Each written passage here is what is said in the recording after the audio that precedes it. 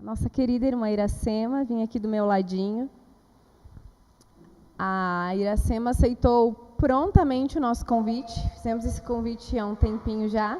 Sim.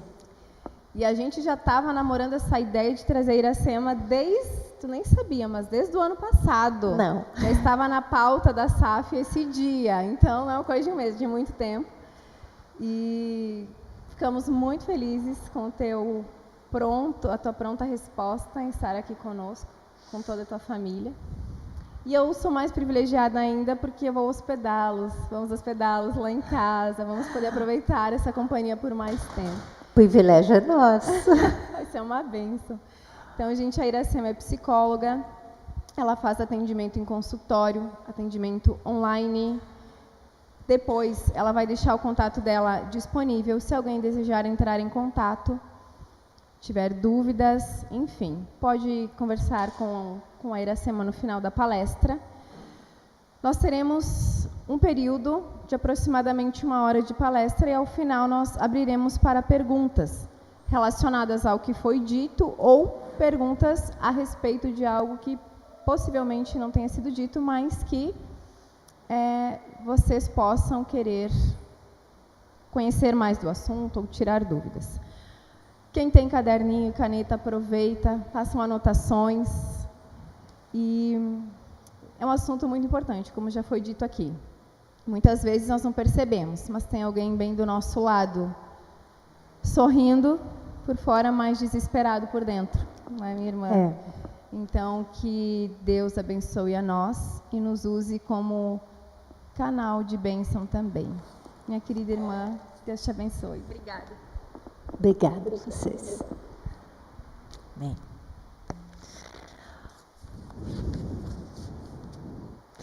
Bom, queridos, é uma honra estar aqui com vocês, né? Um privilégio. E então nós vamos conversar um pouco sobre esse assunto tão importante, assustador e que prejudica tantos lares, né? Prejudica tantas famílias, porque a gente sabe que doenças como ansiedade e depressão são genéticas. A gente vai depois falar. Então, passa às vezes de pai para filho, ou avó para pai e filho, né? Então, uma coisa que é ruim para todos nós. Um olhar abrangente, porque a gente vai explanar por cima, né? Não vou. Depois nas perguntas vocês podem ser mais detalhados, tá? Vamos ver se. Aí. Tá. Então, ansiedade e tristeza de pouca duração e pouca intensidade não são doenças, não são transtornos. Então, uma pessoa ansiosa por algum momento, algum evento, alguma coisa que acontece, não quer dizer que ela tenha um transtorno de ansiedade. Não quer dizer que ela está doente. Uma pessoa com uma tristeza maior, né, um luto, alguma coisa que tenha acontecido na vida dela, algum acidente, incidente, né, uma perda de emprego, um conflito familiar, alguma coisa assim, também não quer dizer que seja uma depressão, tá? Vamos ver se eu passo direitinho. Deu. Então, ansiedade e tristezas normais.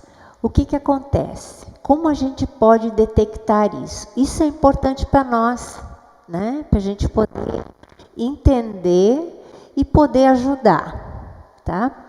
As causas são visíveis. Então, aconteceu alguma coisa triste, difícil, a pessoa ficou ansiosa, ficou triste também. Não vou falar deprimida, porque deprimida é uma coisa mais grave do que uma simples tristeza, tá?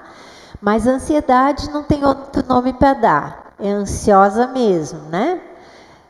A gente pode até perceber uma criança ansiosa, um adolescente ansioso, um adulto ansioso, um idoso ansioso, tá? Então tem causa invisível. É sensível a intervenções externas. O que quer dizer isso? Se eu noto que uma pessoa está mais ansiosa, mais ofegante, inquieta, ou uma pessoa está triste no seu cantinho, né? Eu chego lá, converso com ela, dou um abraço gostoso.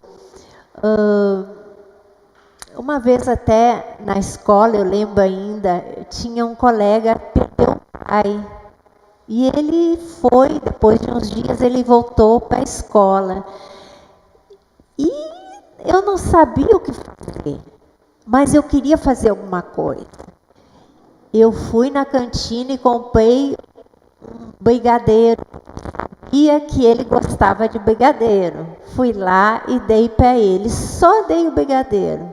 Eu tenho certeza que aquilo foi um alento para ele. Alguém se importou comigo. Alguém está preocupado comigo.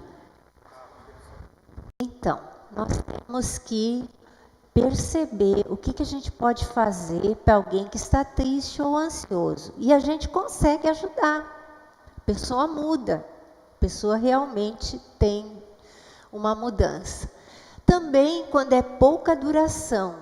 Então, quando a ansiedade ou a tristeza, a depressão é pouca duração, é sinal que não é doença, tá?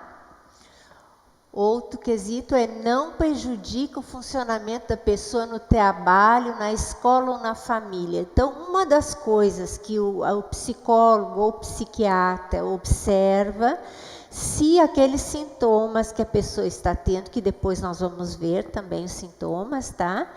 Se isso está dando prejuízo no trabalho, na família, na escola. Né? Onde a pessoa funciona, se aquilo está dando prejuízo ou não. Tá? Se não está dando prejuízo, é algo passageiro que vai ser solucionado. Também depende do amadurecimento espiritual. Isso é bem importante, pessoal. Isso é uma experiência minha, que eu tenho do consultório. As pessoas que creem em Jesus, as pessoas que buscam a Deus em oração, tem essa comunhão com Deus, tem essa proximidade, ela se fortalece mais na sua confiança na vida, na sua segurança, são pessoas mais seguras, né? Então é muito importante, porque uma pessoa madura pessoalmente também, mas madura espiritualmente, é uma pessoa que vai passar por isso muito mais fácil. Pelo menos para mim, no consultório é muito mais fácil trabalhar com uma pessoa que confia em Deus. O que diz a palavra ali? Em Salmo 35c, fala assim: ao anoitecer pode vir o choro, mas a alegria vem pela manhã. Então, quem confia em Deus já sabe disso, que o choro pode durar uma noite, um período, mas a alegria vem pela manhã. Então, a certeza de que Deus de alguma forma vai agir na sua vida, só tem quem confia no Senhor. Né? Outro versículo que eu peguei é Mateus 6:25, que diz: não andeis ansiosos pela vossa vida. Então eu posso chegar para uma amiga, uma pessoa que eu conheço que não está bem e dizer: olha, não fica ansioso, porque o Deus cuida dos passarinhos, por que não vai cuidar de mim? Né? O Senhor providencia tantas coisas, como diz nesse texto bíblico, ele é mais longo ali, eu só peguei um pedacinho. Não precisa estar ansioso, Deus há de dar um jeito. Perdeu o emprego? Deus há de dar um jeito. Está doente? Está doente? Deus há de dar um jeito. E às vezes Deus dá uns jeitos assim, maravilhosos. A gente tem o que compartilhar em casa sobre isso, né? Sei que o nosso pastor daqui também, da igreja, tem para compartilhar sobre isso, né? Como Deus tem sido generoso, maravilhoso em momentos de doença também, né? Então vamos lá. Transtorno de ansiedade ou depressão maior. Agora nós vamos entrar na doença então, tá? Por que doença? O que acontece? A causa não é visível, somente aquilo que leva a pessoa à doença. Mas a causa em si, ela não é visível, tá? Porque o que acontece? Às vezes tem uma pessoa chorosa e tu pergunta para ela, o que tu tá chorando? E isso é uma coisa que a gente não deve dizer, tá, pessoal? Tua vida é tão boa, tu tem uma família, tu tem tudo. Mas se a pessoa está deprimida, ela nem sabe por que está chorando. Ela nem sabe. Ela não quer estar naquela situação. Aí se tu pergunta, mas e confronta ela com uma realidade tão bonita que ela vive, ela não está vendo aquilo bonito. Está tudo cinza para ela. Tudo cinza. Então, essa é uma coisa que a gente não pode chegar na pessoa, porque a gente não sabe se ela tem uma doença ou se ela tem apenas uma tristeza. A gente pode perguntar, por que tu está triste? Aí se ela te disser, não sei, ou por que tu está tão ofegante, e que já seria um sintoma de ansiedade maior, né? Uma pessoa assim, com síndrome do pânico, ou com fobia de alguma coisa, né? Com medo extremo de uma barata, né? Eu sei que alguns devem ter aqui, né? Medo de umas coisinhas assim, tão parecem bobas, né?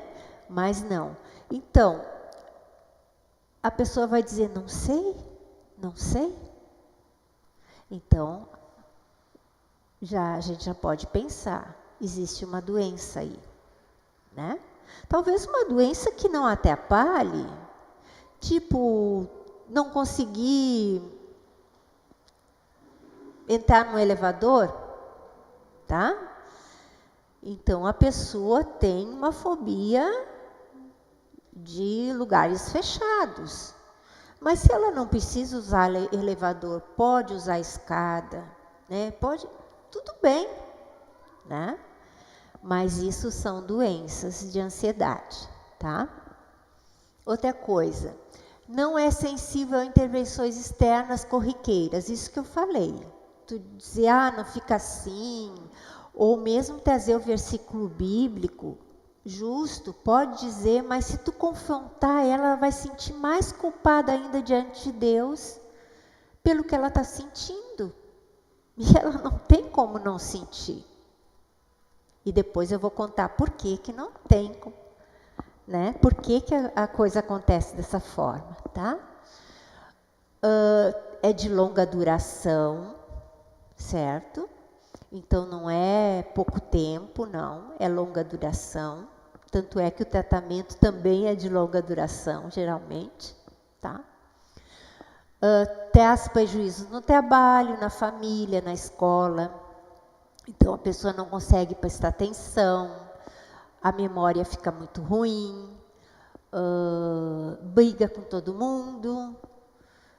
Não digo pessoas que têm o costume de brigar, não. Pessoas que não brigavam e, né, não perdiam a paciência e, de repente, perdem a paciência por qualquer coisa. Chora, então não dá nem para acompanhar a escola, porque fica todo mundo olhando aquela criatura ali chorando sozinha, sem saber por quê, né? Então, são coisas que demonstram que a pessoa está doente. O amadurecimento espiritual traz maior resistência, mas não deixa a pessoa imune, né? Vocês sabem, no mundo nós vamos ter aflições, né? Nós vamos vencer com Jesus, mas todos nós estamos sujeitos a doenças, certo? Doenças, eu nem vou dizer emocionais e físicas, porque tem isso aqui. Depressão e ansiedade é doença física. É emocional, mas é física. Porque é uma disfunção no cérebro, uma disfunção química do cérebro. Então, ela é física. Por isso, medicação. Por isso, algo que descobriram que dá para fazer funcionar. Eu vou mostrar para vocês como é que funciona isso, tá? Se chama sinapse. O nosso cérebro tem milhões de neurônios. É uma rede elétrica. É uma rede elétrica, nosso cérebro, tá? Só que é uma rede elétrica que não é uma ligação contínua de um fio. Não. São tipo enzimas, vocês já devem ter ouvido falar em serotonina, dopamina, noradrenalina e outras inas, né? Essas tipo enzimas, elas são produzidas pelo neurônio. Então, o neurônio produz, ele expele, tem um movimento delas no vácuo, né? Até o outro neurônio captar. Então, isso é um processo que pode não estar funcionando o processo de fabricação dessas enzimas, pode não estar funcionando o funcionamento de expelir, pode não estar funcionando a captação, certo? Então, quem mais ou menos vê melhor o que está acontecendo no nosso cérebro, não tem exames que possamos fazer, né? É o médico psiquiatra. Por quê? Porque ele associa o sintoma com o tipo do processo que está acontecendo no cérebro, né? O que está faltando ali? Principalmente que tipo de enzima. Tá? Então, ele é o melhor médico para nos dar medicação quando tem uma ansiedade de verdade ou uma depressão. Muitas pessoas têm vergonha de ir no psiquiatra. Tá? Aí vão no médico do posto, e muitas vezes o médico do posto dá mesmo a medicação, né? Na minha época era fluoxetina para tudo, agora já é outras, né? Mas nem sempre é aquela medicação indicada para aquele caso. Então, o psiquiatra, e a gente tem que ir em busca de algum que a gente já tenha ouvido falar, que é bem responsável, bem bom, né? Então, ele vai mais ou menos acertar, mas aí depende muito do nosso corpo também, né? O que a gente se adapta melhor, tá? Então, o psiquiatra é a melhor pessoa para nos indicar isso, né? Então, nessa coisa assim de medicação, né? O antidepressivo é algo mais ou menos novo, né? Para a minha geração. Na minha geração, lá no início, adolescência, coisa assim, não existia. Existia só o ansiolítico. E o ansiolítico, ele causa dependência. Então, os médicos evitam de dar ansiolítico. E o antidepressivo, ele é a medicação que restabelece esse funcionamento da sinapse. É a medicação para isso, tanto para ansiedade como depressão ou outras doenças que tem no cérebro, tá? O ansiolítico, ele não faz esse processo. Ele ajuda, ele acalma, ele tira de surto, ele ajuda a dormir, que não é muito recomendável, mas ajuda quando é necessário, tá? Mas o melhor é o antidepressivo mesmo. Então, não se assustem se precisarem tomar antidepressivo. certo? Não tenham receios disso. Ele não causa dependência. Então, eu vou aproveitar ainda e dizer uma coisa sobre medicação, que acontece muito. As pessoas começam a tomar o antidepressivo e param por conta. Aí vão experimentar um baita revertério. Não façam isso. Não se para de repente a medicação. Ansiolítico, tu pode parar de repente. Medicação para humor, tu pode parar.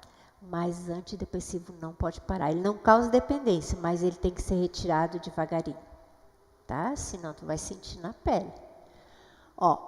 Causas do transtorno de ansiedade e depressão. As causas podem ser orgânicas, tá? Tu pode ter uma diabetes e ficar com depressão, um câncer e vir a ter uma depressão. Tu pode ter, depois vem hormonal ali, hipertireoidismo ou hipotireoidismo, e isso causar uma depressão, levar a uma depressão. Né? Devem ter outras também, que eu agora não me recordo, mas são causas orgânicas, né? Que o nosso corpo responde também com a depressão ou a ansiedade. Causa hormonal, então para as mulheres, principalmente, né, menopausa, tem que cuidar disso. Tem que ir no médico, tem que ver como estão os hormônios e se não está aparecendo uma depressão. E não ter medo de tomar medicação, porque aí precisa. Medicamentos, tem medicamentos que trazem depressão, tá? No meu tempo, esses medicamentos para emagrecer podiam trazer depressão. Outro medicamento, Plasil, que é para enjoo. Tem outros também, né? Então, se tu está te sentindo deprimida mesmo, o que é depressão? É fundo do poço, pessoal. Depressão não é tristezinha, não. É fundo do poço, é uma coisa muito séria. E às vezes a pessoa toma uma medicação e aquilo causa naquela pessoa a depressão. Então é bom a gente saber o que eu tomei de diferente, o que me levou à depressão. Tá. Propensão genética. Então, se tem alguém na família com depressão ou com ansiedade, pode ter alguém com bipolaridade, então isso tudo é da família, tá? Por isso que alguém que tenha alguma doença psiquiátrica na família tem que cuidar dos seus, tá? Que pode vir a ter, né?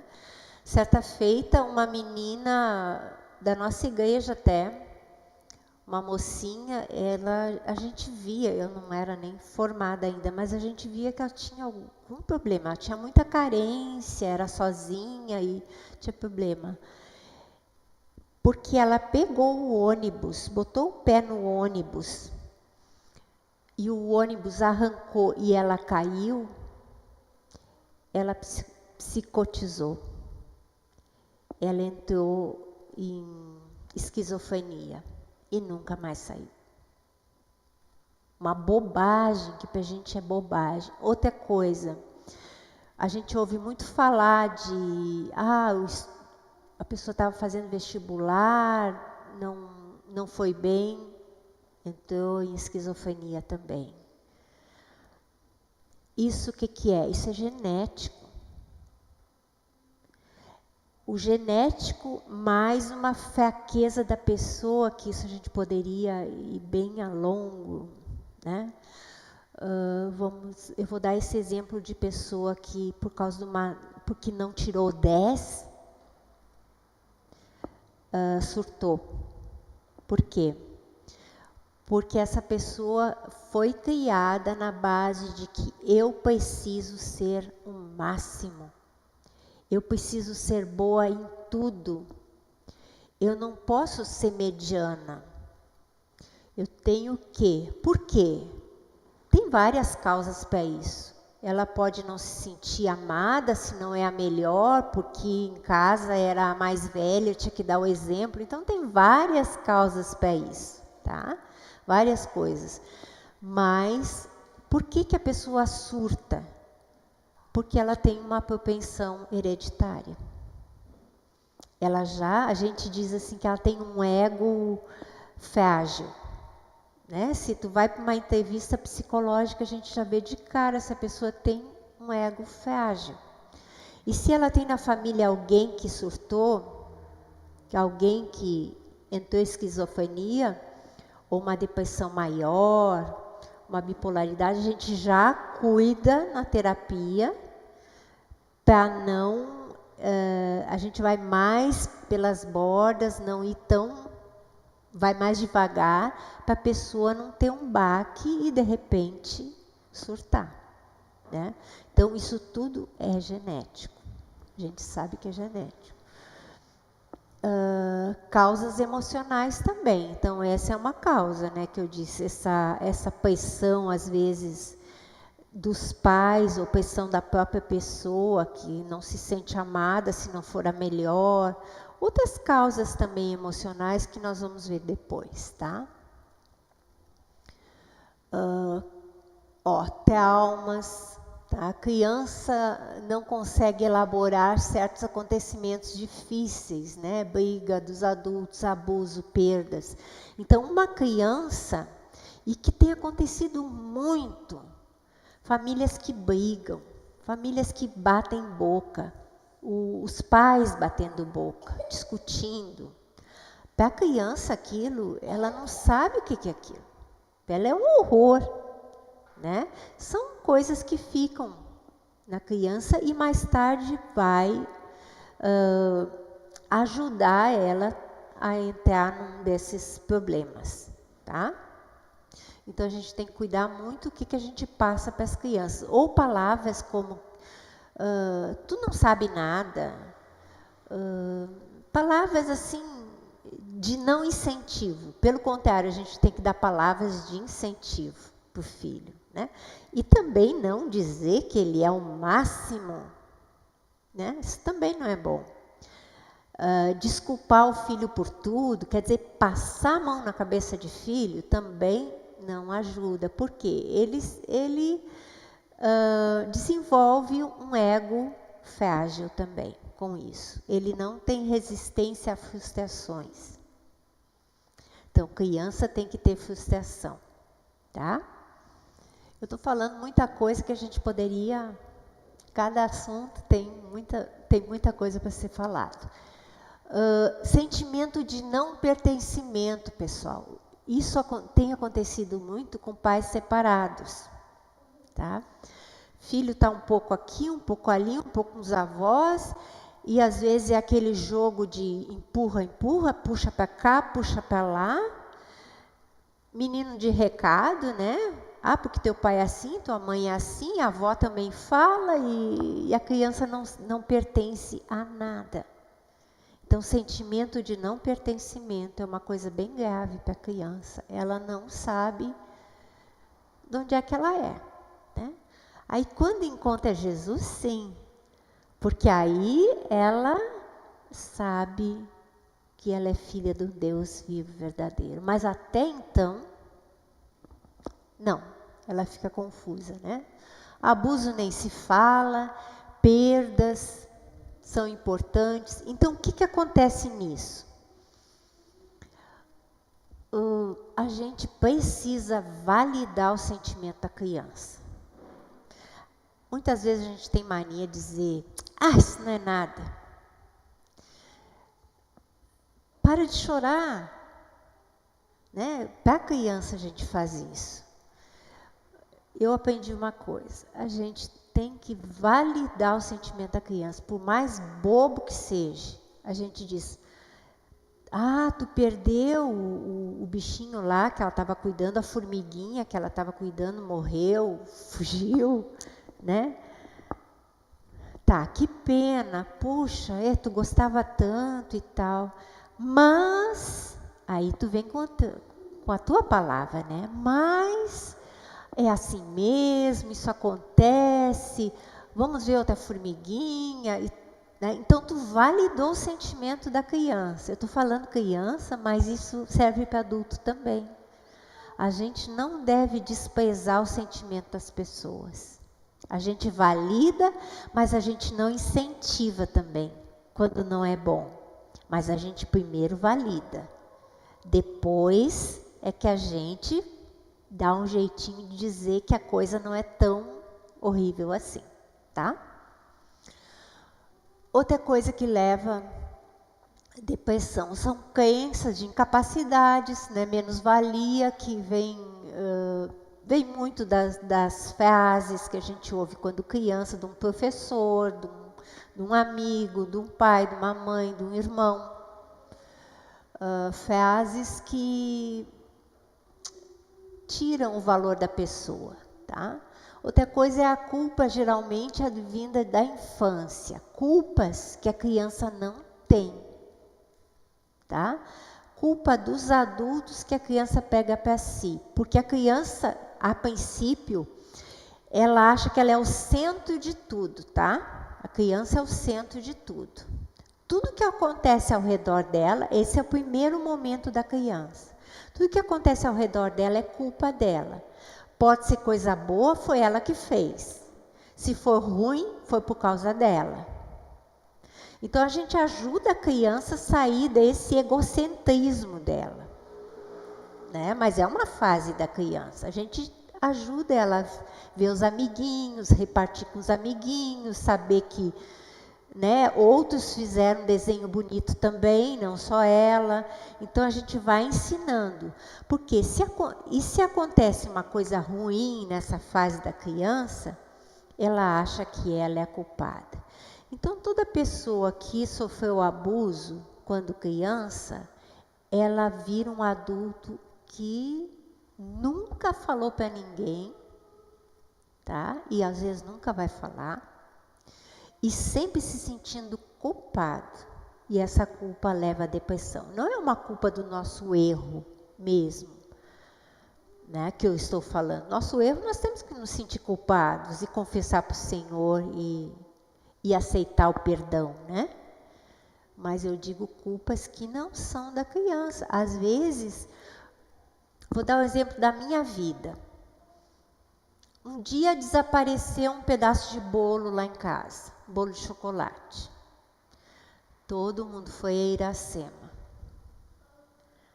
Eu nunca peguei nada de ninguém, de coisa nenhuma. Foi Iracema. Outro dia minha irmã ganhou um bombom, ganhou uma caixa de bombom do namorado. Foi a Iracema que pegou. Sumiu um bombom, foi a Iracema que pegou. E aí a Iracema não ganhou, todo mundo ganhou, menos eu, né? É bravo isso. Aí depois de casada, com filhos, irmãos, tudo, casado, tudo mais, fui conversar, eu e a mãe e o pai conversando sobre isso, né? Sobre o bolo, o pai deu uma risadinha, tinha sido ele. Que sacana, né? Coisa séria. E a criança ficou com aquele sentimento de que ela, será que eu roubo mesmo? Será que eu pego mesmo? Olha que coisa mais torturante, coisa ruim, né? Então a gente tem que cuidar o que acontece com os nossos filhos. Tem que cuidar o que a gente faz, né? Tá? Isso é um exemplo. Outra coisa, velhice. Né? Muitos idosos têm medos, medo da doença, medo da dor, medo da morte, né? E pode ser um medo tão extremo, além das próprias doenças que ele já tem, e o descontrole hormonal, pode ser no homem também, mas na mulher é bem mais presente isso. Então isso tudo pode levar à depressão, à doença depressão. O luto prolongado também. O luto é considerado, vamos dizer, normal, 3 meses, tá? Se prolongar 1 ano, 2 anos, aí já tem que ter tratamento, porque a pessoa não vai sair disso, certo? Sintomas de transtorno de ansiedade ou depressão. Esse vocês eu acho que conhecem, né?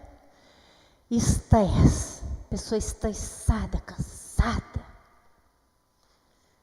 Ela, e cansada não só de vez em quando, mas assim, sempre estressada.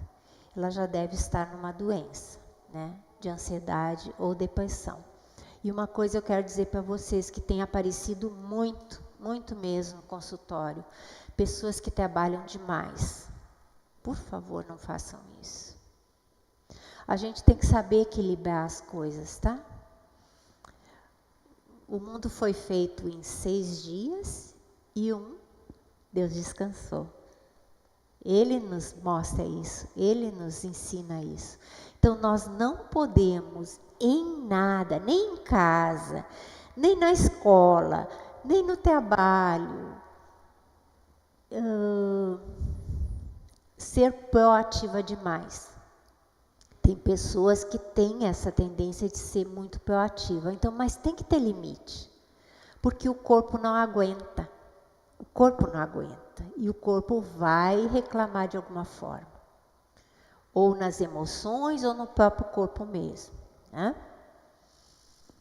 Nem vou falar hoje sobre as psicossomáticas, né? Que são doenças do corpo também, relacionadas com emoções. Então, essa sobrecarga, a gente tem que saber, agora é importante o trabalho, mais importante, então a família coopera para que a pessoa possa ultrapassar aquilo ali. Mas existem a tal da excelência, gestão de excelência nas empresas. E isso é a pior coisa que eu já vi. Porque aquilo nunca está bom que chega. Então a pessoa está sempre, precisa mais, precisa mais, precisa mais, precisa mais e adoece. Se ela não parar, mas aí eu vou para a rua, não sei o quê. Paciência, tem outros trabalhos para fazer, mas a tua saúde ninguém recupera, muito menos a empresa vai dar bola para isso. Né? Então a gente tem que saber o limite, o nosso limite. Não chegar no estresse, né? Desespero, então é outro, uma pessoa desesperada, se não é por morte, né? Uma coisa assim trágica no momento, porque numa tragédia todo mundo não, tem pessoas que se desesperam, mas depois acalmam, né? Mas quando o desespero é frequente, então é doença, é ansiedade. Angústia, aquela dor no peito, aquela parece que tem uma bola aqui que não sai de jeito nenhum. Pode ser depressão, pode ser ansiedade.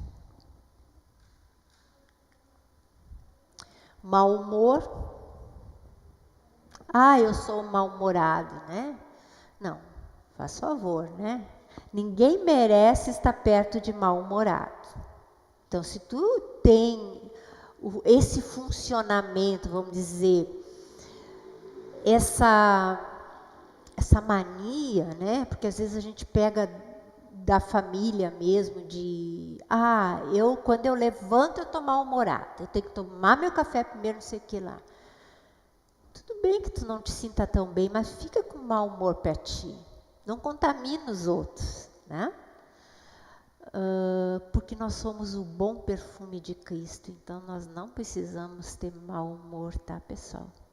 Agora, tem o bipolar que ele vai ter mau humor, tem o depressivo que ele vai ter mau humor. Tem a pessoa que está muito ansiosa com ansiedade de verdade e ela vai ter mau humor. Persistência de pensamentos negativos é outra coisa que afeta muito os jovens atualmente. Eu vejo, tenho visto isso, né?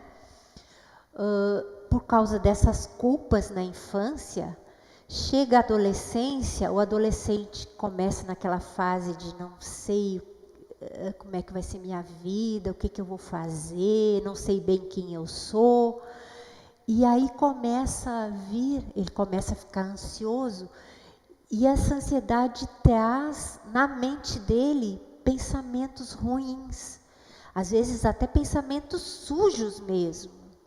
Por quê? Porque um dia lá, quando eu era pequeno, eu espiei e vi o adolescente tal olhando uma pornografia, uma coisa assim, e ficou com aquela culpa, e isso vem na cabeça dele, ou muitas outras coisas também, tá?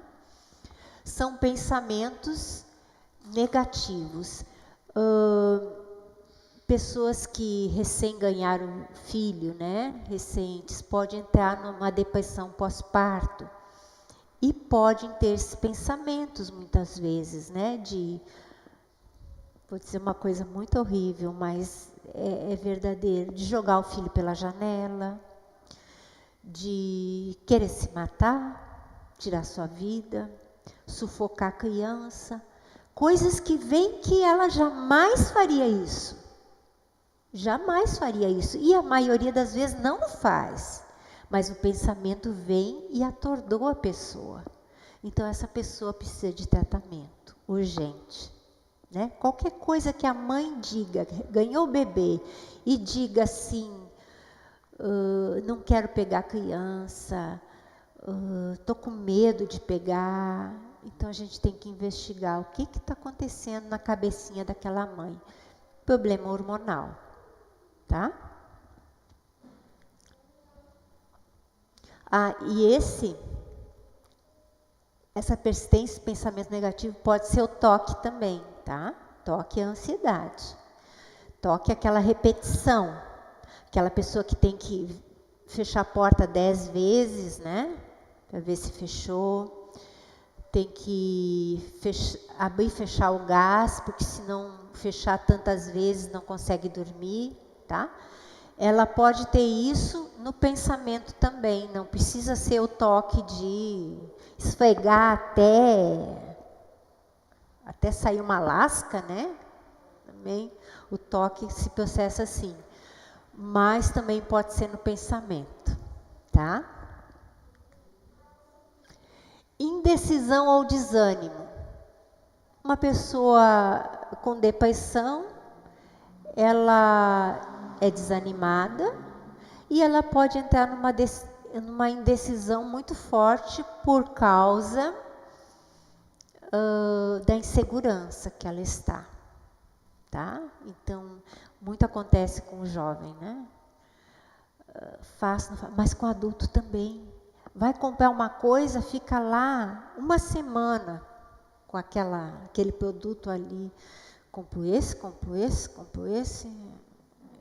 E não é porque um é melhor que o outro, não, é porque tem medo de decidir, tá? E isso acontece muito, favorece muito quando a pessoa está deprimida ou ansiosa. Porque tem medo, né, de arcar com a responsabilidade da sua decisão. Dificuldade de começar uma tarefa ou terminar o que começou. Isso, quem está deprimido, acontece, tá? Mas também acontece quem tem TDAH, acontece em outras situações também, tá? Começa uma tarefa e não termina. A pessoa que é também proativa demais, é muito ligeirinha, ela também começa aqui, vai ali, vai lá e não termina nenhuma. Mas isso acontece mais em TDAH. Terminar o que começou. Aí não termina o que começou. Começa tudo e num escritório assim, começa aqui, faz ali, aí tu vê aquela mesa assim, repleta de coisa, e faz aqui um pouquinho ali. Mas tem que entregar tal coisa. No fim, tinha que entregar 3, 4, não entregou nenhuma tarefa. Irrita-se com facilidade. Quando estiver chutando cachorro, já sabe. tá? A pessoa já está a ponto de ter que ter um tratamento, tá? Falta de energia também, um cansaço, de repente um cansaço que nunca teve, uma coisa assim, sempre postrado, né? Se não é uma anemia, né, alguma coisa assim, pode ser uma depressão. Mal-estar generalizado, dores no corpo, indisposição, insônia ou sonolência demais, falta de fome, né, de apetite demais, falta de concentração, memória, fraqueza. Abrem o olho. Medos, fobias, pânico. Síndrome do pânico é super normal acontecer na ansiedade, né? Tu pensa que está morrendo do coração, é medo da morte. Ah, mas tu é cristão, tem medo da morte. É um medo incontrolável que não consegue controlar. Por quê? Porque é um disfuncionamento cerebral. Então, vai muita gente no pronto-socorro, né? Com taquicardia,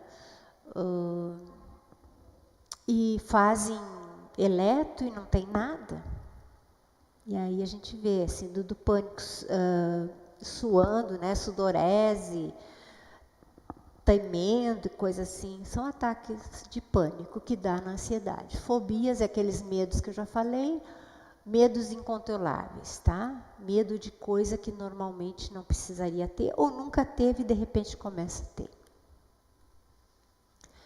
O que pensar da automutilação e do suicídio? Vocês devem ouvir falar muito na automutilação. Isso hoje já se tornou até moda entre os adolescentes, infelizmente, né? Tem uns que fazem para chamar atenção, mas tem outros que verdadeiramente estão doentes, tá? Então a gente não sabe o que a gente faz. A gente dá crédito, a gente valida o que está acontecendo, valida a situação, valida o sentimento. Por que acontece? A dor da alma é mais destrutiva do que a dor do corpo. Dor da alma dói mais do que qualquer dor do corpo. Só quem tem ou quem teve sabe disso, né? E a gente não dá tanta importância, a gente dá muita importância para quem está com uma dor tão grande que precisa tomar morfina. E tem muitos jovens, adolescentes e até criança, hoje em dia mais criança ainda, com dor na alma, uma dor infinda, excessiva, horrível na alma. Então, vai para as drogas, vai para o álcool. Pode não ser isso que leve às drogas e ao álcool, mas pode ser também. Então, a gente tem que verificar, a gente tem que dar crédito, tá? E ir atrás de recurso para isso. Por que uma pessoa se mata? Burnout e suicídio. A Organização Mundial de Saúde fala, né, que divulgou em 2021 que a cada 100 mortes, um era suicídio. Eu não olhei depois, porque aí veio pandemia e a coisa já mudou de figura, né? Mas essa é uma realidade. Existem muitos e muitos suicídios. Também depois da pandemia aconteceu muito, porque as famílias ficaram desestruturadas, por ter que estar juntos, confinadas e tudo mais, e com medo. Então, depressão e ansiedade advindas de pressão, que é sobrecarga, como eu falei, no trabalho, na família ou na escola, a ideia de excelência, tá? Isso é ruim. Negligência de altos cuidados também, pessoas que não dão bola para a sua saúde, para a boa alimentação, para um exercício físico, coisas assim, né? Nós temos que cuidar. Solidão, Pais distantes que brigam entre si, disputam seus próprios interesses, o filho às vezes se sente um joguete nas mãos dos pais, né? Solidão. Negócio é trabalhar, né? Pior que hoje em dia, principalmente em cidades metropolitanas, perto de cidades grandes, né? Os pais têm que trabalhar os dois para poder suprir o básico às vezes. Mas a maioria das vezes não é para suprir o básico. É para ter mais, melhor conforto, dar isso para o filho, dar aquilo para o filho e tal. E a presença dos pais não existe. Muitos não existe mesmo. Tem criança de 6 anos, se o conselho tutelar não sabe, estão em casa sozinhas, enquanto os pais trabalham. Esquentam sua própria comida, põem sua roupa, vão para a escola, voltam. Crianças pequenas. Adolescentes pequenos, 12 anos, 11, 12 anos, né? Não devem ficar sozinhos. Tem que ter supervisão de adulto. E tem que ter a presença dos pais, pessoal. Quem é que vai ensinar nossos filhos, se não são os pais? Quem vai ensinar nossos filhos? A televisão? A empregada? A escola? Hã? Então a gente tem que ter equilíbrio nisso, né? Eu não sou contra, né? Escola, tudo. Tanto é que em Canoas a gente tem uma escolinha lá, cristã, maravilhosa, que é o Farol, né? Que realmente é tudo baseado em princípios, e o amor daquelas cuidadoras é muito lindo de ver. Às vezes a mãe não tem tanta paciência e não tem tanto tempo em casa de dar esse aconchego à criança quanto um profissional às vezes tem. Então a gente tem que estar mediando isso aí. Uma mãe irritada também não ajuda o filho. Uma mãe descontente, irritada, não aguenta aquela rotina de casa, vai procurar um trabalhinho para fazer, pelo menos meio turno, para te sentir melhor e quando tiver com o filho, ter um tempo de qualidade. Senão a criança vai ter essa solidão dentro dela, tá? E isso é uma coisa muito, no adolescente também, né? Outra coisa, o tal do bullying, que já virou moda também, tá? No meu tempo não era bullying. Meu apelido era Patetinha, tá? Não tinha problema nenhum. Não tinha problema nenhum, né? Eu tenho TDA, não TDAH, mas TDA. Então era Patetinha mesmo, né? Mas eu achava aquilo carinhoso. Hoje em dia tudo é horrível, mas também as crianças estão mais cruéis, os adolescentes estão mais cruéis. E realmente, às vezes, exclui. Por qualquer coisa, exclui um colega. E isso traz solidão. Então, a gente tem que incentivar nossos filhos a serem bons colegas também. A perceber quando tem coleguinha mais triste e tudo mais, né? Nós temos que fazer isso. Como Deus trata? Agora vamos ver o que é mais importante para nós. Como Deus trata a pessoa preocupada, angustiada, e como nós também devemos tratar, tá? Pode ser doença e pode não ser doença. Então, João 16:33 fala assim: essas coisas vos tenho dito para que tenhais paz em mim. No mundo passais por aflições, mas tende bom ânimo, eu venci o mundo.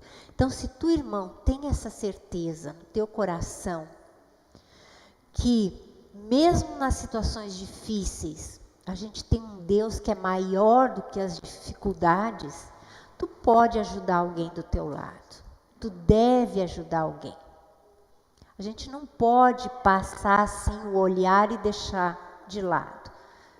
Tá? Nós somos luz e sal da terra. Então, acolhimento e consolo é muito importante. Às vezes nem uma palavra, viu? Às vezes nem uma palavra. Às vezes é só sentar do lado, ficar ali quietinho, esperando oportunidade de alguma coisa, ou só para a pessoa sentir que não está sozinha. João 11:35. Jesus vendo a morte de Lázaro, né? Vendo a Maria chorar, e também os judeus que acompanhavam, né? Agitou-se no espírito e comoveu-se. Jesus chorou.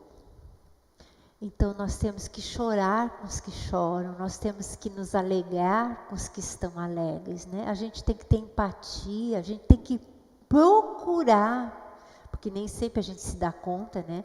Mas procurar entender o que o outro tem e ajudar, tá? Jesus entendia e nós podemos entender também o outro, querendo, né? Buscando. Eu tirei essa frase desse psicólogo Jung, eu acho que esse é o Jeffrey Young, não estava definido, mas era sobre esse psicólogo, Jeffrey Young, que ele é da cognitiva comportamental, muito bom o trabalho dele. Ele disse assim, que ao tocar uma alma humana, sejamos apenas outra alma humana, disposta a se conectar, se vincular com a primeira. O que quer dizer isso? Humildade, pessoal, humildade. Eu não sou melhor do que ninguém. Eu não vou conseguir me conectar com alguém se eu me achar muito superior. Se eu achar que eu sei tudo, se eu achar que qualquer comentário assim que não seja legal, que isso não é nada, isso passa, né? Ou questão não faz assim, para com isso, né? Então, não, a minha alma tem que se conectar com o outro, isso é empatia também, tá? Tenho que estar conectado, tenho que querer ajudar o outro. Se eu não quiser, eu não vou me conectar. Então, eu tenho que querer, eu tenho que ter humildade. Ninguém vai buscar alguém soberbo para buscar ajuda. Ninguém vai.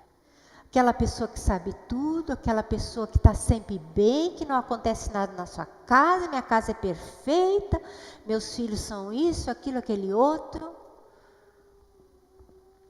Eu estou falando para os membros da igreja e para a diretoria também, né, para os líderes da igreja também.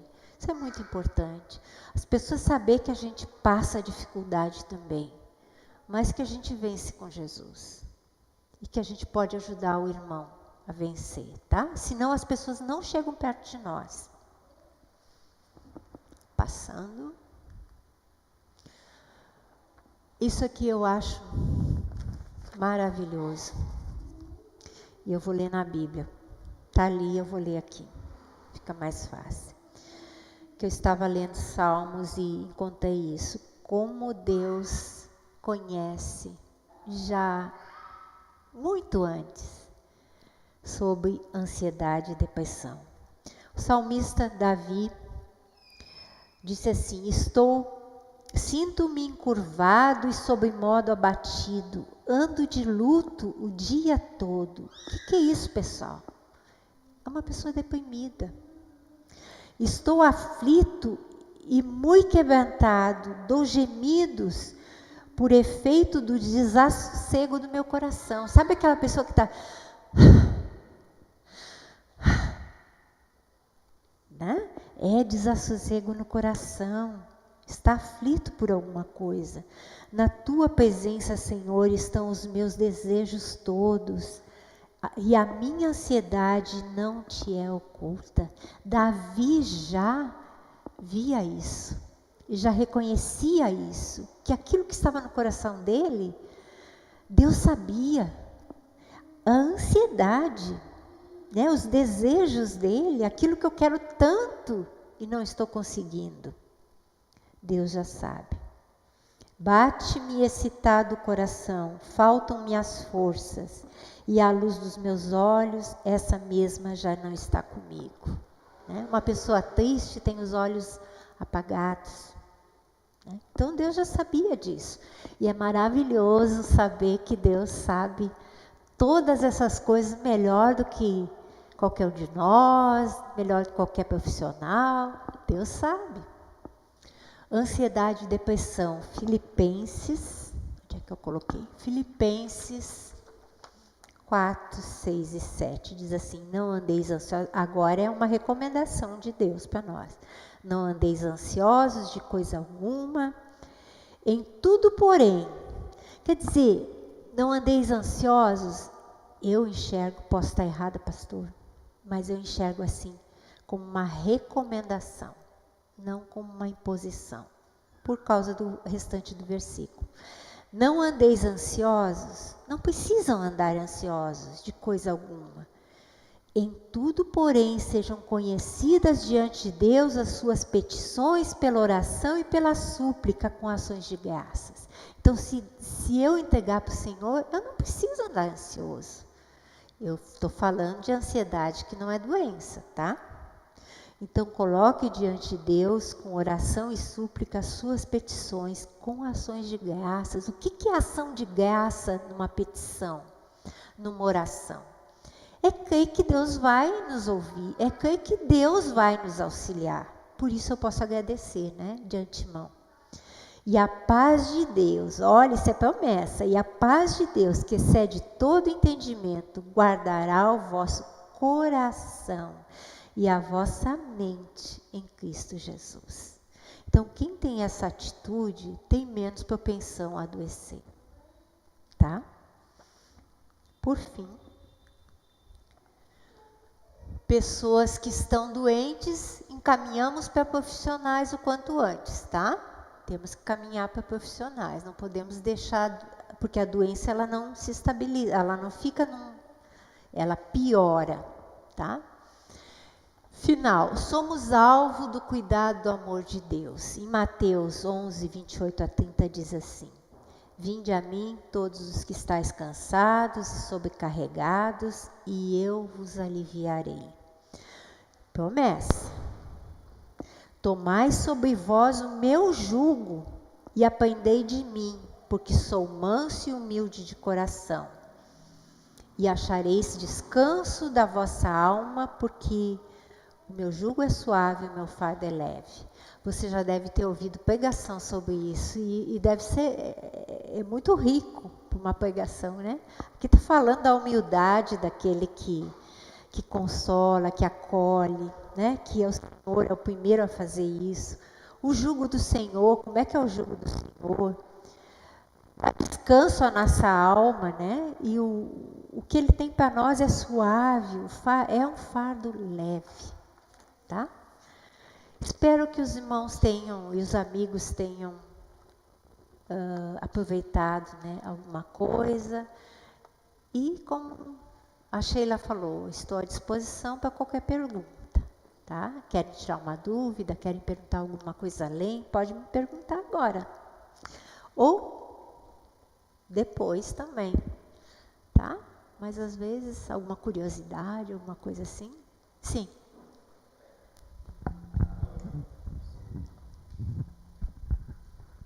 Para começar, Iracema, parabéns pela palestra, assim, Obrigada. muito boa, muito esclarecedora.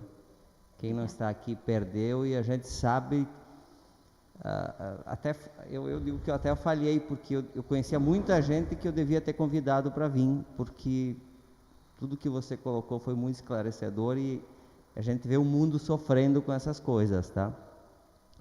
Então, muito boa, meus parabéns. E assim, uma pergunta que você respondeu boa parte dela enquanto você estava falando, que já não preciso mais de esclarecimento, mas assim, eu sou aquele cara que chuta o cachorro, né? Uhum. E como Paulo, eu já não orei três vezes, eu orei 300 vezes, né? E eu tenho essa dificuldade. Eu tomo há muito tempo citalopram, né? Que é o... Sim. O citalopram, eu nunca tive a oportunidade de pedir para ninguém. É o que causa dependência ou não? Não causa dependência. É uma boa medicação, citalopram. Mas às vezes precisa ou de outro, né? Como eu falei, né, conforme a situação, não é o antidepressivo, é um antidepressivo, citalopram. É. Eu uso Tá? por causa da ansiedade, essa ansiedade me leva, eu tenho uma empresa e eu já perdi cliente por brigar com cliente, né? Quando eu devia me calar, eu não me calo. Normalmente não brigo e não chuto o cachorro por qualquer motivo, é quando eu me sinto muito ultrajado, quando, sabe, quando tu falou para a pessoa 50 vezes e a pessoa erra, chega no momento que eu devia me calar, mas eu não tenho a paciência de me calar e acabo me prejudicando. Tá. Entende? Então, o irmão mereceria uma terapia. Porque aí, na terapia, tu aprende manejos para tu não chegar nesse... E o porquê que certas situações te levam a isso. Que está lá na raiz. Ótimo. Tá? Então, não é só a medicação. A medicação, ela faz esse controle no cérebro. Mas nas nossas, vamos dizer, por que eu tenho... Eu vou dar um exemplo para vocês. Um esclarecimento assim. O sentimento da infância, eu vou dar um exemplo assim de quando a gente morou numa casa,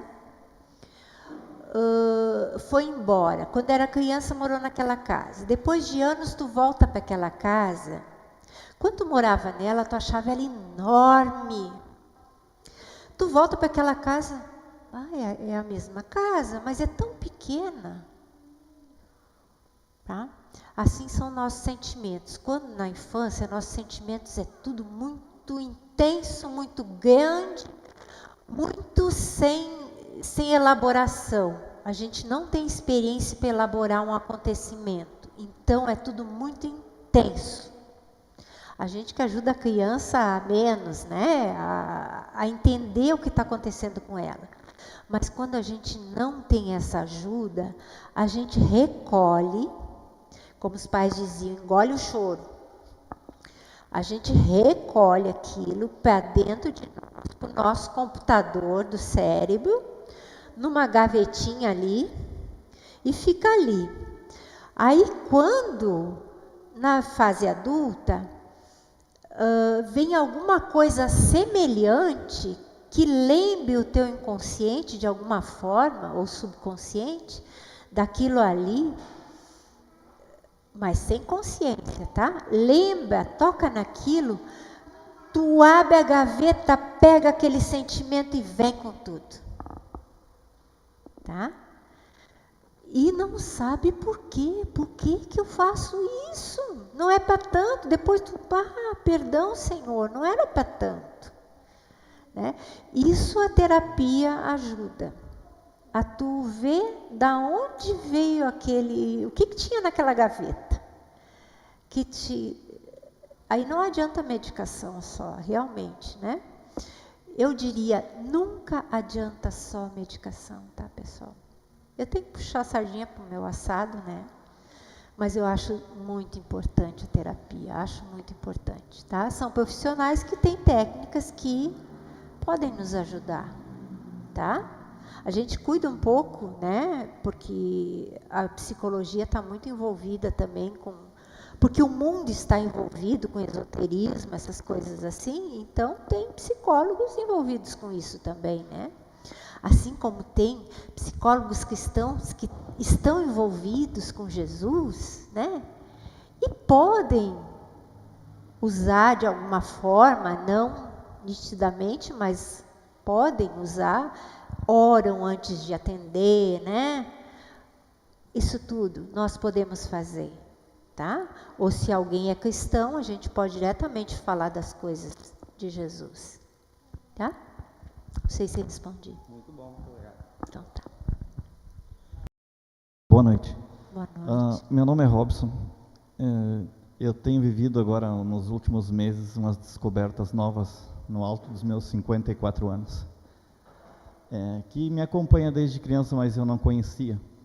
E como você falou que tem TDA, TDAH, que pelo que me falaram... H é hiperatividade, por isso que eu tiro o H, eu nunca fui hiperativa. Eu descobri que esse H, no meu caso, é cerebral, uma hiperatividade cerebral. Pode ser. Isso. Pode ser. Então, eu fui diagnosticado agora há pouco tempo, e você falou que também tem esse problema. Eu queria que tu falasse algumas a respeito, porque para mim tem sido tudo novo e, embora bom, porque hoje eu olho para trás e eu entendo o que acontecia na minha vida. Tanto das coisas erradas que eu fiz, quanto das certas, quanto do impulso, decisões. Hoje eu entendo, e foi bom nessa parte, mas eu estou vivendo... O que fazer? Eu estou vivendo no meu limite, eu estou no meu limite. Tá. E estou sendo atendido, infelizmente a minha psicóloga não é cristã. Eu afirmo isso, é muito essencial que você esteja sendo atendido por uma profissional cristã. Por quê?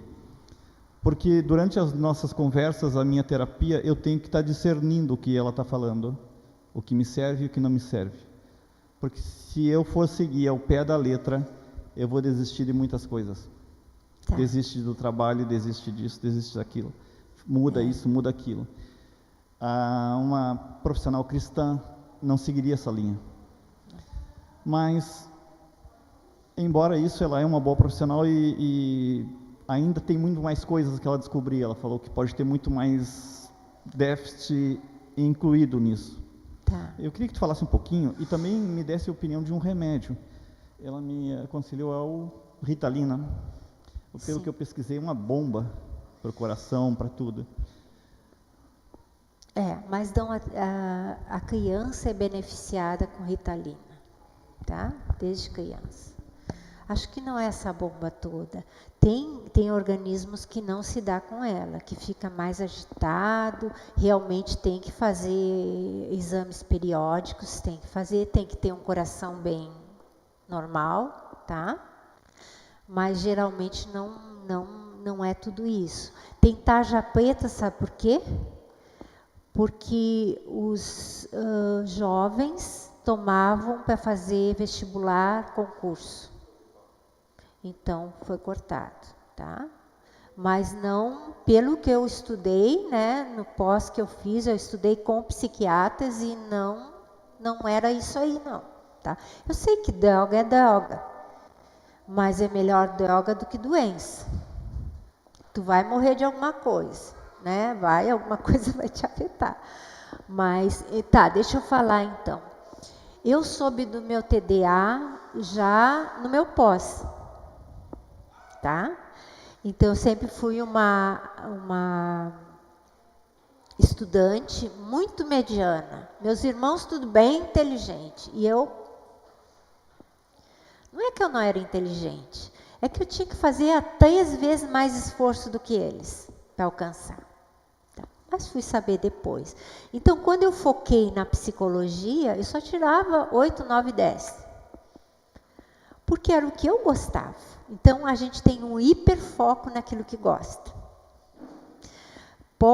Se eu estou atendendo, pode cair um mundo que eu não vejo. Eu estou atendendo. É o hiperfoco, tá? Então, tu pode trabalhar tranquilamente no que tu faz, né?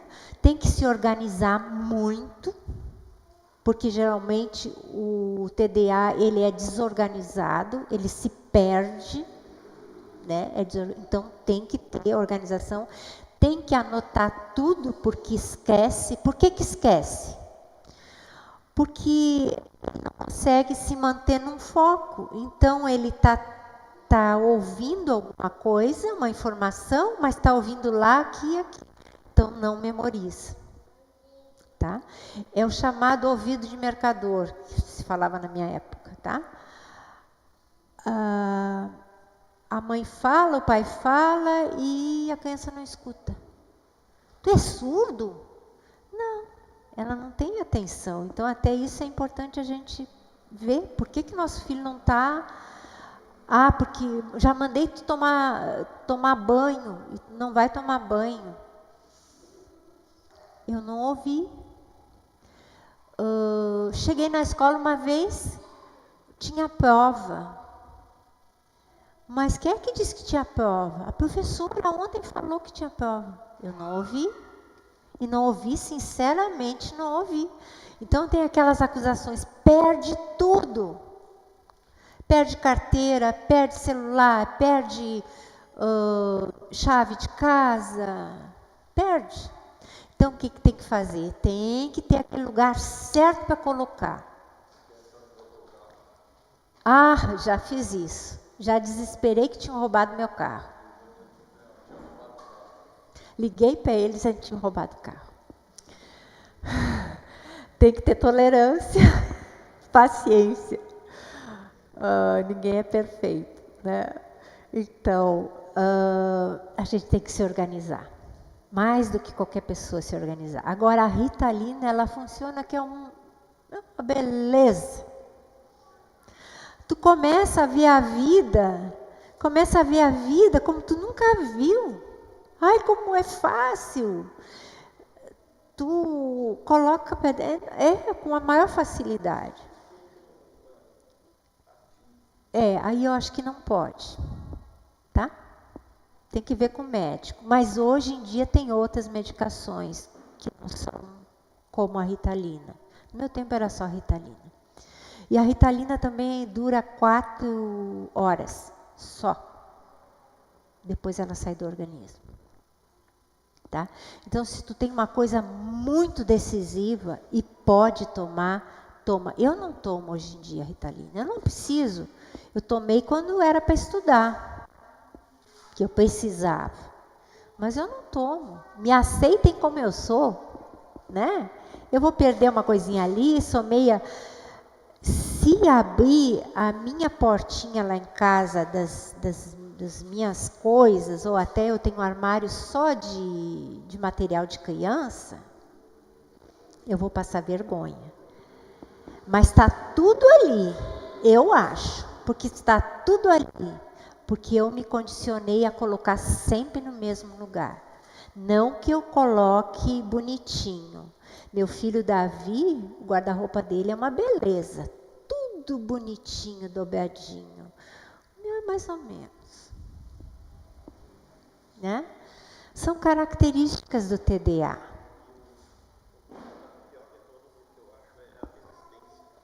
Desistência?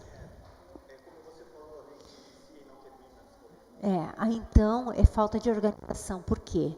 Tu tem que te obrigar a ir até o fim e finca o pé e não vou sair daqui enquanto. Outra coisa, prioridade. Tu tem que fazer lista de prioridade e vai seguir a lista. Uma coisa muito difícil são as regras. Como é que a gente diz para a criança? A rotina. TDA não tem rotina. Não tem. Então a gente tem que fazer rotina. Mas tem que fazer. Senão tu te enrola todo. Numa empresa, mais ainda. Tu tem que ter início, meio e fim. Hoje de manhã eu vou fazer isso, meio-dia aquilo e de tarde aquilo. Se vier coisas como vem sempre, a mais, eu vou ter que questionar se é mais importante do que essa que eu estou fazendo agora. E se é mais importante, eu vou fazer sim, mas depois eu volto para cá. Eu não vou adiante se não completar essa. Então é um pouco assim de a gente ser, na psicologia diz superego da gente mesmo, o pai ali da gente mesmo. Tá? Então são exercícios, coisas que a gente pode aprender também numa terapia. Né? Cognitiva comportamental é bastante bom para isso. E outra, isso não é transtorno psiquiátrico. Isso é neurológico, já é outra área, tá? Isso é o funcionamento diferente que a gente tem. Funcionamento neurológico, não é psiquiátrico. Tu pode ter junto, sim, ter adquirido por causa disso, porque aí a gente fica mais irritado, fica triste com nós mesmos e pode adquirir uma depressão, pode adquirir uma ansiedade. Aí é tratado separado. Mas o TDA, ele é neurológico. Tá? Boa noite, Iracema. Queria agradecer também do tempo da palestra, realmente muito esclarecedora, né? Eu queria fazer uma pergunta que talvez ela seja um pouco complexa, assim.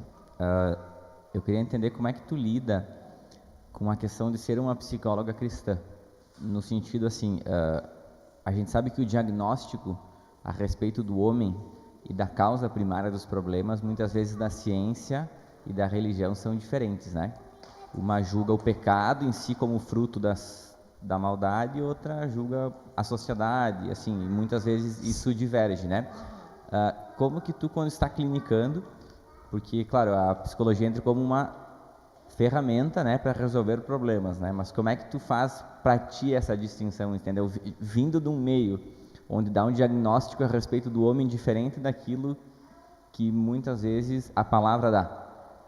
Como que fica isso para ti, entendeu? Tive curiosidade de fazer essa pergunta, assim. Primeira coisa, quando eu fui estudar psicologia, eu pedi para o Senhor. Eu fiz uma com Deus. Eu não vou estudar mais do que eu vou estudar a palavra. Tá? Então, eu não vou desligar de uma coisa para pegar outra. Tinha que andar junto. Tá? Aí, o que acontece? A gente não dá nada pronto para o paciente. Né? Na terapia, a gente não joga, a não ser que seja comportamental, que aí tu tem que... Mas, assim, raciocínio, ideias... Né? A gente induz, a gente questiona, a gente faz a pessoa se despertar para algumas coisas que a gente acha fundamental, né? Se a pessoa tem assim um erro muito grande, que seria, que tu colocaste aí, que seria a culpa é da sociedade, a culpa é nossa. Eu acredito que o bom profissional, mesmo incrédulo, ele não vai colocar a culpa na sociedade, ele vai colocar a culpa na pessoa. Culpa, não culpa, mas responsabilidade. Ele vai fazer a pessoa ver a responsabilidade de quem é. Assim, muitas vezes as pessoas me dizem, agora eu vou culpar minha mãe, meu pai, porque fizeram isso e aquilo. Não, não é culpa do pai e da mãe. Tu vai ser pai um dia, vai ser mãe um dia, também vai errar. O adulto, por mais estragado que seja, vamos dizer, mais, né? Ele é responsável pelo que ele vai fazer depois de adulto. Se ele vai tentar consertar, se ele vai deixar por isso mesmo, se ele vai chutar cachorro e tá bom assim, os outros que me aguentem. Né? Isso é responsabilidade do adulto, não importa de onde ele veio. Tem pessoas que vieram de situações bem horríveis e são ótimas pessoas, não é desculpa. Não é desculpa. Então, isso aí dá tranquilamente para tu... Se vem uma pessoa e me diz que foi no curandeiro e fez tal coisa, deu certo. Ah, é? Eu questiono, tá. Eu não posso entrar na crença da pessoa. Eu não posso desmanchar. Agora, se a pessoa vem de um lar cristão, aí eu dou umas questionadinhas. É isso que tu ouve dos teus pais? Tá, e por quê? Então, a gente consegue chegar um pouquinho lá, tá? Mas eu vou indo na graça do Senhor, na sabedoria, né? Do Espírito Santo, porque tem coisa. Mas eu nunca me assim, entrei em choque realmente, né? Como dizem, Freud, isso e aquilo. Sim, Freud era incrédulo. E eu trato como incrédulo. Mas ele tinha uma sabedoria para ver algumas coisas que... Agora, se ele dizia que aquilo veio da sexualidade, não sei o quê, é problema dele. Né? Eu sei que veio daquela coisa de vida que a pessoa tem, que ele chamava isso de sexualidade. Isso é o que estava na cabeça dele. Mas a gente sabe que é algo de vida que a criança tem. As fases de vida da criança, né, que a gente chama que são fases sexuais, mas isso aí é uma coisa só, como é que eu vou dizer, da teoria, né, da teoria. Então, tu não precisa, eu não entrei em conflito em nada, porque tu entra em conflito com alguns que são gnósticos, né, isso sim tu entra em conflito. Mas aqueles clássicos, não. Não tem muito. Um livro alemão que foi traduzido, em São Leopoldo mesmo foi feita essa tradução por eu acho que foi pela psicóloga Karen. Eram cartas de Freud para um pastor.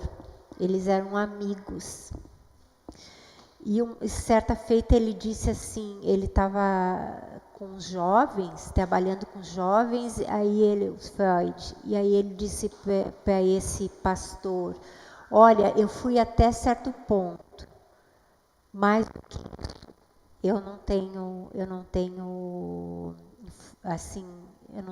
informação, não tenho entendimento, isso é para ti.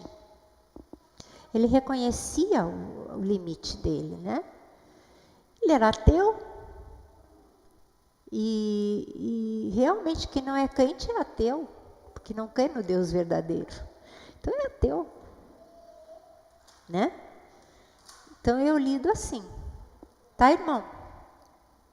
Respondido?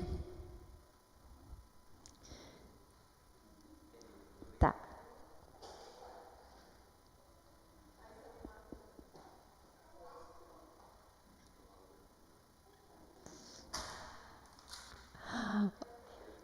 Tem? Já está posta. Depressão por causas emocionais, que é tratada. A pessoa fica, de certa forma, condicionada àquele gatilho e ter repetições do quadro de depressão posteriormente? Sim, tem. Se não tratar com psicoterapia, sempre vai bater na mesma tecla. Sempre e a depressão vai voltar. Vai. E cada vez que volta, ela volta pior. Mais tempo de tratamento medicamentoso. Por isso que eu não sou de acordo só com tratamento de medicação. Precisa terapia para ela entender qual é o gatilho e o que fazer nesse momento. E poder amenizar esse volume tão enorme de sentimento que a pessoa traz. Né? Poder lá espiar a gavetinha e ter um entendimento de adulto sobre aquela situação. Porque para a criança aquilo foi horrível. Mas o adulto olha hoje e não achou não é tão horrível. Mas para a criança foi. Então é importante tu chegar nessa gavetinha e ver isso, né? Então a terapia eu acho bastante importante. Só que não está no alcance de todo mundo. Mas hoje tem muita terapia online, tá, pessoal? Nós temos um grupo de psicólogos e psiquiatras cristãos. A gente tem no WhatsApp, esse grupo é do Brasil todo, mas o Rio Grande do Sul tem também. Então a gente troca figurinha, a gente manda para um, manda para outro, né? E a maioria já dá atendimento online. Então, se procurar, vocês acham alguém. Nos Estados Unidos, eu sei que tem uma rede assim de apoio de psicólogos. É um 0800, na verdade. Eu creio que no Brasil também tenha. Agora tem, depois da cheia. Recente, né? Depois das enchentes tem, tá? E só que aí não é só cristão. Sim. Tá? Mas tem, e outra, a psicoterapia online, ela não sai onerosa para o profissional. Então, tu pode fazer um valor social. Então, muitos fazem, né? Outros nem cobram também, conforme a situação da pessoa, não cobra. Então, eu acho que se tu quer, tu consegue. E eu estava lendo que, acho que foi 2013 que foi organizado o mês, né, de prevenção ao suicídio. Se não me engano, foi 2013 que eu li, se não for, me corrija. E que existe esse grupo de apoio, esse 0800, para que as pessoas liguem a qualquer horário do dia, ele funciona 24 horas. Sim. que são voluntários, né? Que estão ali para atender o telefone, conversar e auxiliar nesses momentos de crise. Eu não sei bem como é que funciona isso. Acho que é mais ou menos isso, mas... Crente, vou te fazer uma pergunta. Crente se suicida? O que vocês acham? Sim. Há muitos relatos, né? Sim, muitos relatos, pastores e tudo mais. É gente, é gente, né? Nós temos que cuidar da nossa saúde, porque tu é um líder, tu não é de ferro, tá?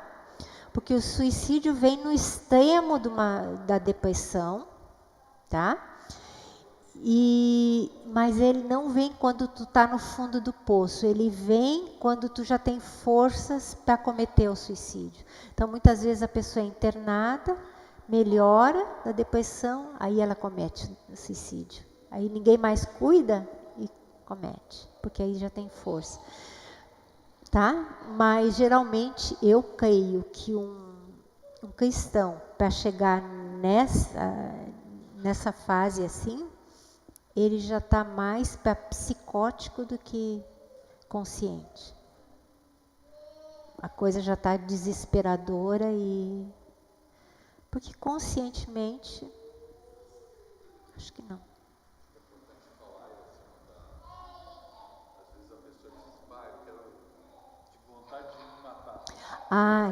Muito bem lembrado. Obrigado, pastor. Se alguém falar isso, não leve na brincadeira. Porque o adolescente quer chamar atenção. Não leve na brincadeira. Vão atrás. Vamos ver. Porque o adolescente borderline, que é um transtorno de personalidade mais difícil que tem, ele tem muito disso. Mas ele pode se matar mesmo também. Tem muito de se cortar, muito de... né? Mas ele pode mesmo se matar.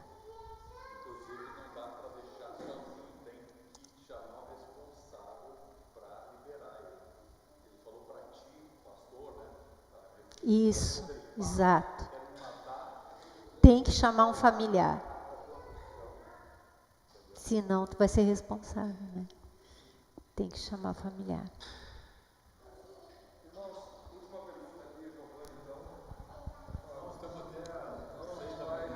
Até meia-noite. Desculpe, irmãos, que eu falo muito. Irmã, eu queria entender uma coisa, mas talvez seja uma pergunta meio geral, assim, mas eu já tive alguns casos de amigos, assim, que chegaram num quadro bem extremo, e eu sempre me senti muito impotente, sabe? E com muito medo de errar na abordagem, né? Eu queria saber, eu entendo que o principal é procurar um profissional, né? Mas como você aconselharia lidar com essas pessoas, né?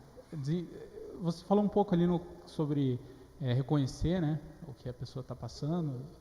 Você pode desenvolver um pouco mais o aspecto prático, né? Como lidar? Tá. É o seguinte, as pessoas têm muito preconceito, principalmente, eu vou dizer, a igreja, né? Principalmente pessoas da igreja.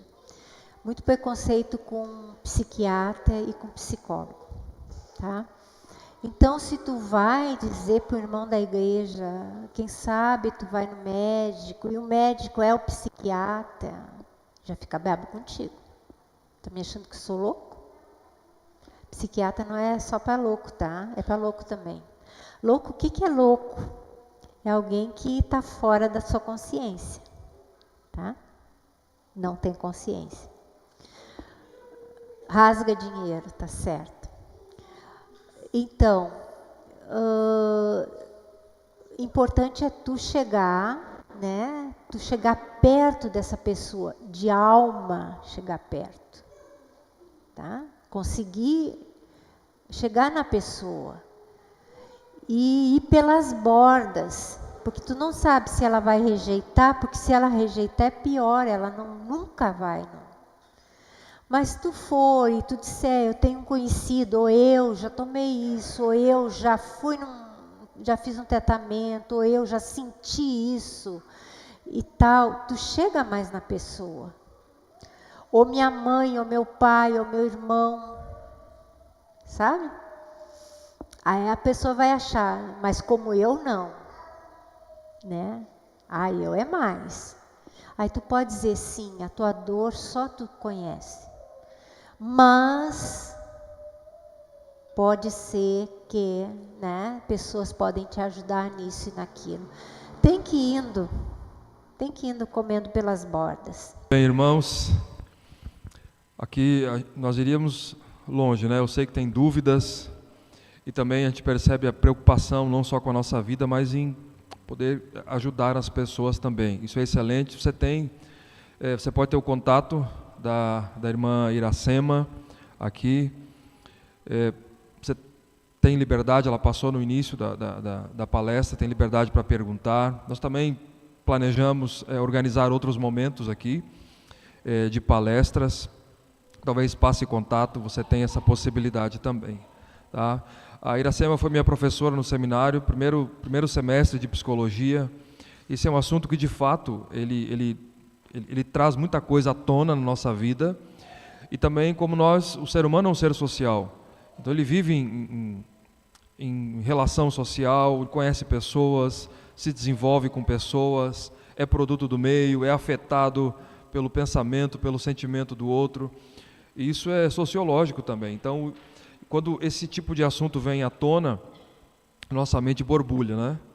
Borbulha de diversas maneiras. Isso é excelente.